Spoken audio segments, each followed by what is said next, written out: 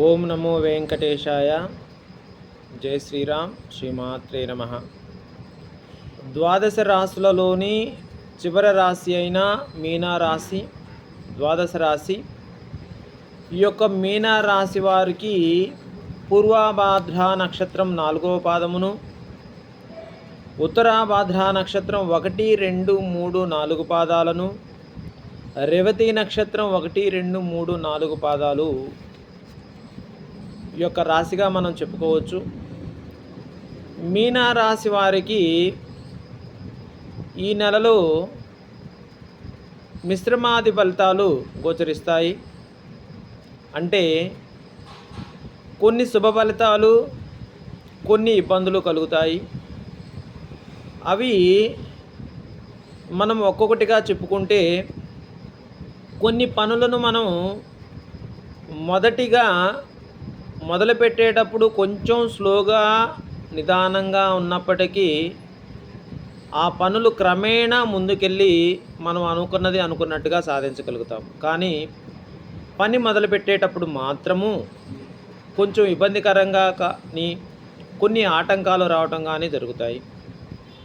అలానే ఈ నెలలో మనకి ధనం కావలసినంత ఏదో ఒక రూపేణా వస్తుంది.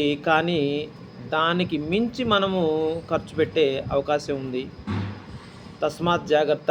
ఈ విషయంలో చాలా జాగ్రత్తగా ఉండాలి. మనం ఒక 10 రూపాయలు కావాలి అనుకుంటే మనకు ఈ నెలలో 15 రూపాయలు కనపడే అవకాశం ఉంది శుక్రుని బలం వలన.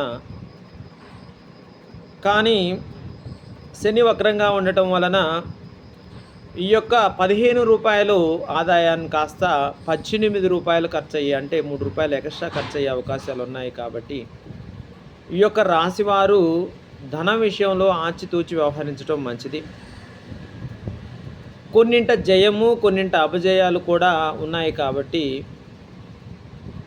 ఈ యొక్క రాశివారు ధైర్యంగా నిర్ణయాలు తీసుకొని ఆ నిర్ణయాలను ధైర్యంగా అమలుపరిచే ఎప్పుడైతే ముందుకెళ్తారో మీకు అన్ని శుభ ఫలితాలే జరుగుతాయని మనం చెప్పుకోవచ్చు.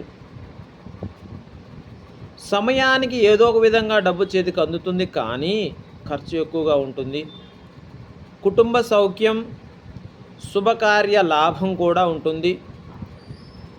ఈ నెలలో ఈ యొక్క మీనరాశి వారు ప్రభుత్వ అధికారులను కలుసుకోవటం కానీ, ప్రభుత్వానికి సంబంధించిన ఏదైనా పనులు గత నెలలో పెండింగ్ పడి ఉంటే అవి పూర్తి అవ్వటం కానీ, ప్రభుత్వం నుంచి ఏదైనా సహాయ సహకారాలు అందటం కానీ జరుగుతుంది. ప్రభుత్వ అధికారులను కలుసుకోవటం కూడా జరుగుతుంది. కావున ఏదైనా గవర్నమెంట్కు సంబంధించిన కార్యాన్ని ఏదైనా చేపట్టి ఉంటే ఈ యొక్క మీనరాశి వారికి గురుబలం బాగా ఉంది. కాబట్టి మీనరాశి వారు ఈ నెలలో ప్రభుత్వ కార్యకలాపాలు చేసుకోవచ్చు. ఇకపోతే నవగ్రహాల్లో శనిగ్రహానికి, రాహుగ్రహానికి శాంతి చేయించుకోవటం చాలా మంచిది.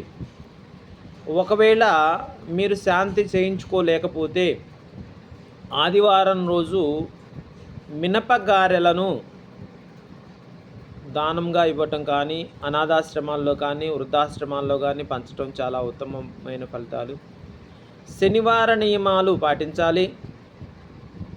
ఆదివారం సూర్యాష్టకం, సూర్య నమస్కారాలు చేసుకోవటం చాలా ఉత్తమమైన ఫలితాలు జరుగుతాయి. ఈ యొక్క ఖర్చును నియంత్రించుకోవటం కొరకు శుక్రవారం రోజు ఉపవాసం ఉండి అమ్మవారికి చక్ర పొంగలి నివేదనగా ఇవ్వటం వలన మనకు ఈ యొక్క ఖర్చులు నివారించుకునే అవకాశం ఉంటుంది. వీళ్ళు ఈ యొక్క దోష పరిహారం కొరకు గురువారం రోజు శనగల దానం చేయటం కానీ, ఓం ద్రాం దత్తాత్రేయాయ నమః అనే మంత్రాన్ని స్మరించటం కానీ, ఓం శ్రీ మేధా దక్షిణామూర్తయే నమః అనే మంత్రాన్ని స్మరించటం వల్ల కానీ